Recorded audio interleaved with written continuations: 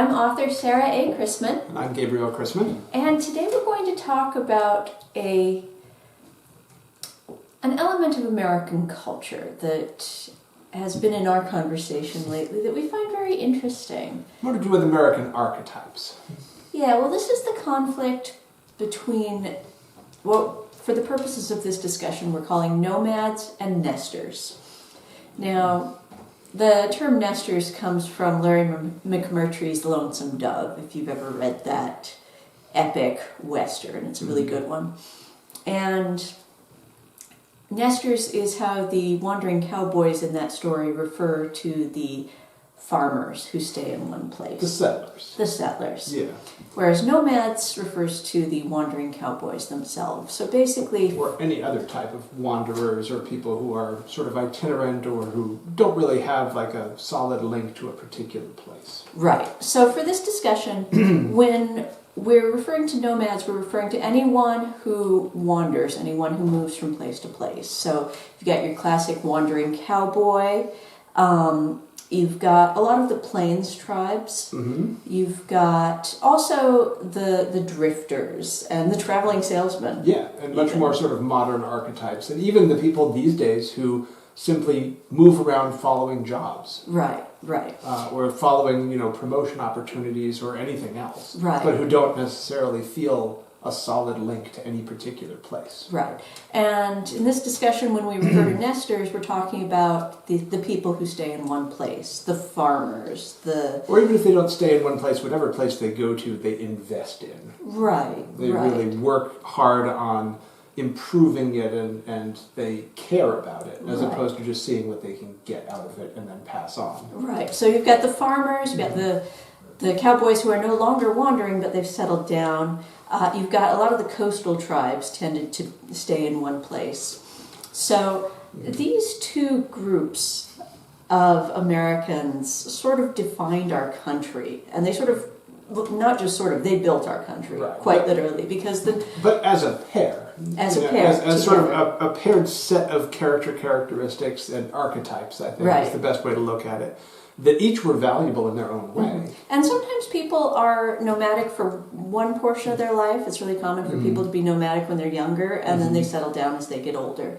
Some never do, but some shift from trope to trope.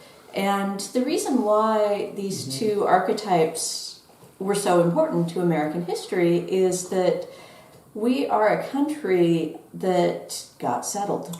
So you had... expanded. And expanded. Yeah. Mm-hmm. You had the nomads coming in, and they trailblazed, and they scouted the territory, and then the nesters settled it, and they held the territory. Mm-hmm. And even if you're talking about really early American history, where you're talking about indigenous tribes, you still had both nomads and nesters. Absolutely. Depending on which tribe you're talking about. Right. You have the Cahokia, city, which is the first major city in North America, which represented a huge amount of nesters for a fairly short time, but which then fell apart. Right. And people went back to being nomadic. So there's been a lot of this, even before the Europeans came to America. Right.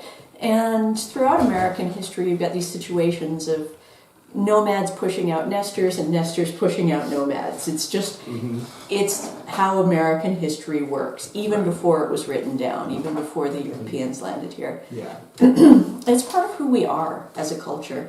And we got to talking about this partly because it's a really big theme in Western music. So if you hear if you listen to the radio around here, you hear it a lot. But we really started talking about it after a recent experience where we hosted a touring cyclist who was passing through. And we had just invited him to spend the night at our house because there were thunderstorms that night. And we just offered him shelter. And he's been riding around the world for years. Right. He's hit 71 different countries so far. And he's still riding. Yes. Yeah. I mean, this guy was literally the embodiment of that old Johnny Cash song, I've Been Everywhere. This guy was the ultimate nomad, the ultimate wanderer. Right. And a lot of people, and for us it was just natural that there's this guy doing this really cool thing, and it's going to be a stormy, thundery night. If you've never been through a Midwest thunderstorm, they are epic. They are absolutely epic. And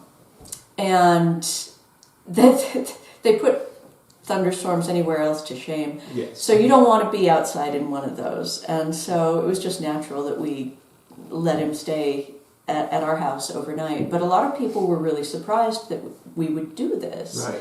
They were really shocked. And in fact, he told us stories about how often he'd been pushed off of people's land when he'd been just traveling through. And he said, Americans are so scared. They're so scared. And so ever since we met him and he'd moved on, we've been talking about why is that? Why did people have such a visceral reaction? And it ties into this really deep cultural trope within American culture that there is this eternal conflict between the nomads and the nesters. Right. And it goes way back. So again, even back into prehistory, you have nomadic indigenous tribes pushing out nesting indigenous tribes and vice versa. And if you get into recorded history and you get into the Old West, where we've got a lot of recorded history, the whole story of the Old West is the story of the conflict between nomads and nesters, because you've got these great big cattle drives, you've got the ranchmen. And the whole idea of the open range. Right. So you've got these cowboys bringing these cattle through, and the thing about these cattle drives is they were very, very large. You're talking a lot of head of cattle, and they had the potential to just destroy a farm overnight. Absolutely. Overnight. The farms were mostly small scale. And Right. these cattle drives were not. Right. They were engaged in this sort of this sort of arbitrage only worked at scale. Right. And so they weren't bringing like 20 cows. No. They were bringing basically this vast More herds like of 2,000. steer. Yeah, exactly. Yeah. And they were not tame. These were These wild were long animals, animals, for the basically. most part. Yeah. Yeah. And they were just driving them through the territory. And it only worked because there weren't fences to keep them out. There weren't organized anything and they stayed largely away from towns or any major settlements. And because, well, it was allowed. The open range was something that was a thing. And if they did come across a farm, then you have that immediate conflict, because the fence is going to impede the cattle, and the cattle, if they get through the fence, which believe me, that many cattle can, they're just going to destroy the farm. And so there's this conflict, partly owing from the immediate danger that can happen when these two groups meet. And the economic damage. Yeah, absolutely, because you can have someone who's planted crops and has spent, seasons building up their farm, and one night of cattle can destroy it all. Yeah, it's worse than a whole bunch of grasshoppers, which is one of the other classic plagues of locusts, right? Right. And so it was, but it's also just an example of the radically different sort of economic and social priorities of those two archetypes. And part of the conflict between these two archetypes is just that they have radically different worldviews. Even though people change, some people can change from one group to the other in the course of their life, still those two groups, they see the world in radically different ways, because it's a tortoise and hare situation where the nesters are the tortoises, where it's slow, steady, constant work to achieve an ultimate goal. Right. That's what happens when you stay in one place. You work slow and steady, and eventually you get to where you want to be as your goal. Nomads, it's a much more boom and bust way of living. Right. They're looking for an opportunity for a quick improvement in something. Right, exactly. Whether it's a quick bunch of money, a seasonal work or something like that, or whether it's just a new experience. Right. And so these are different priorities that are just diametrically opposed. They just are naturally naturally hostile and again, to each other. Both have been celebrated at different times in this country's history because we needed those people who were willing to go out and explore the frontier and expand things, and the country basically invested a great deal in that expansion, and they needed people with that character. Right. But then, you have effectively the closing of the frontier in the 1890s, and all of a sudden, those people weren't really your priority anymore. In fact, they were kind of a problem.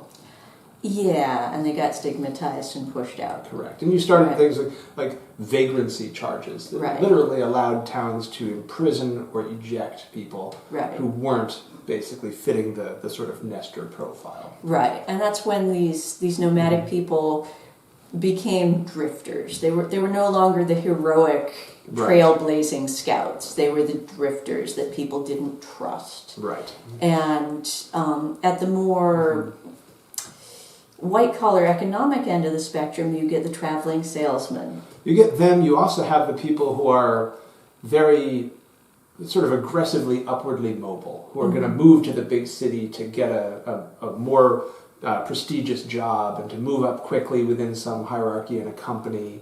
And those are a different type of nomad. Well, again, you also had a more white-collar style of nomad, even back in the Old West days, because you had the railroad towns. Correct. And so you would have the railroad corporations set up this fabricated town in one place, and then as soon as the railroad in that particular place was finished, everyone would pick up and move on. Yep. And that's where you get ghost towns. So that's another style of nomad in One of America's the types history. of ghost towns. The other was the mining towns that would set up the same thing, extract what they could, move on. Exactly. So Exactly. Yeah. And so different worldviews, different ways of looking at things. And another source of the conflict between these two groups, you've got the fear of direct violence. Now that comes up if you've ever read Truman Capote's book In Cold Blood, which is a pretty famous true crime story in America about these drifters that killed a farm family. Yeah. And so a lot of people get really scared of these strangers who they don't know. People who've lived in a small community where they know everyone, they can get really scared of someone who they don't know, especially when they hear these stories. And these stories get really famous. You might just have one incident, but it gets publicized throughout the whole country because... Like the one in Truman Capote's book. Like the one in Truman Capote's book, because if it bleeds, it leads. And that type of attitude is a little bit like, it's a throwback to tribalism, of course. A little bit. You might want to explain that a bit. So the human communities used to be smaller, honestly, and people were comfortable with people within that tribe and within that small scale. But when you started to expand out communities, you had to sort of abstract the idea. Like being an American is very different than being a member of a small tribe. You can kind of know everyone by sight, right? All of a sudden, that's a much more abstract thing. And so people developed more attachment to a smaller scale community in some cases, and still didn't trust people from outside of that, even if they were ostensibly Americans or ostensibly even other people from the same state. It's still a little bit too large to really internalize and really be able to trust people in sort of in a deep, primal way. Yeah, but coming back to the idea that a lot of people got scared of strangers who they didn't know. So there's that fear. Yeah. And there's also the fear of, that fear of direct violence comes because even though it doesn't happen very often, when it does happen, it gets a lot of publicity, like the Truman Capote In Cold Blood story. But there's also the fear of just careless damage. Like when the cattle drives went through, they didn't mean to hurt the farmers. They didn't have any direct reason to cause the farmers harm, but just that many cattle are going to do a lot of damage. And so there's the threat that these people don't understand the terrain, they don't understand the place, that they're going to injure things unintentionally. And also just because of those different worldviews where they just see it differently. Some of them might not even see it as being a big problem. Right. Right. Right. And there's also the perceived threat that we call the Pied Piper threat.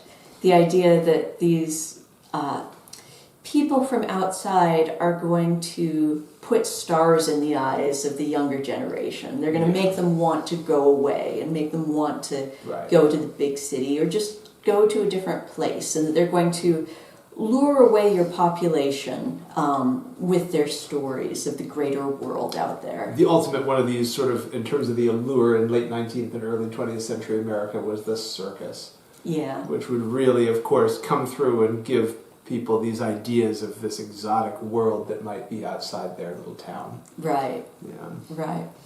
And so, and just an example of something that came up, the ultimate nomad we were talking about, the ultimate nomad is going to be the tornadoes that come through the Midwest. These aren't even human, they're forces of nature. Right. But a tornado is the ultimate nomad, and the land itself is the ultimate nester, basically. If you take it to the ultimate extremes, yes, absolutely. Yeah. Outside even of people, of course, these are like the sort of forces of nature that fit with these archetypes. Yeah, exactly. Very Campbellian. Mm-hmm. And these themes come up in so many American songs and stories. I love the book The Bridges of Madison County because that whole story is the story of a nomad and a nester fall in love. And they make it nuanced too, because even the woman who represents the nester in this case, she's an immigrant. Yeah. You know, she has traveled to this country, but then she has put down roots, and that's the difference. Right. And so that whole book is examining the theme of what happens when a nomad and a nester fall in love. Right. And what's going to come out of that, and what's going to happen to them afterwards. And to dramatize it, they do it in a very short time span. Yeah. And it is a really excellent, very short, very effective book. Right. If you haven't read it, you need to. It's a beautiful, beautiful book. I didn't much care for the movie, but I loved the book. Yeah, the book is really worth reading. Yeah, and we've been to Madison County. It's a lovely place. Little touristy these days, but anyhow, and elsewhere in American song and story, pretty much all Western music examines these themes. And most Western books. Anything that gets filed under the genre of Western is going to be dealing with these themes. And so... Beyond that, it even comes up these days in science fiction and tons of other genres, because, again, to me, these archetypes are sort of Campbellian. These are universal. They're especially universal for Americans, because of the way that we've celebrated these two archetypes differently at different times in our country's history. Right. And so it's very resonant for us. Right. And so thinking about these two archetypes and how they interact and just going deeper into them helps us understand, honestly, what it means to be Americans and also what it means to be individuals within the great American milieu. And what it means for an American identity, to just think about where we are amongst these two archetypes. How we define ourselves. Yeah, because honestly, we do define ourselves these ways. Most people, if they really stop to think about it, they're going to be able to say, at this particular time and place in my life, I am one of these or the other. Or I have these feelings and these tendencies or the other. Right. And they can put themselves on that spectrum. And doing that helps you understand yourself, which I think is important. Yeah. And I think it's important to, examine our own culture and think about who we are. Yeah. So. Absolutely. Yeah. And, in the Campbellian terms, it's good to work out where you are on the hero's journey of either of these archetypes. It's true. Because both of them have their own hero's journey. They do. The nomad more classically in the Campbellian sense, but the nesters are embarked in an even longer project. And so identifying where you fit into that and seeing, why you feel the way you do or what you're thinking about and how it matches up to all of this is very interesting. Yeah, I think so too. So in the text underneath the video, I'll give you some links to various songs that I enjoy that embody some of these themes, so you can explore those. But anyhow, we hope you enjoyed this video and this discussion. If you did, please give it a nice thumbs up, and remember to tell your friends about my books. Happy reading!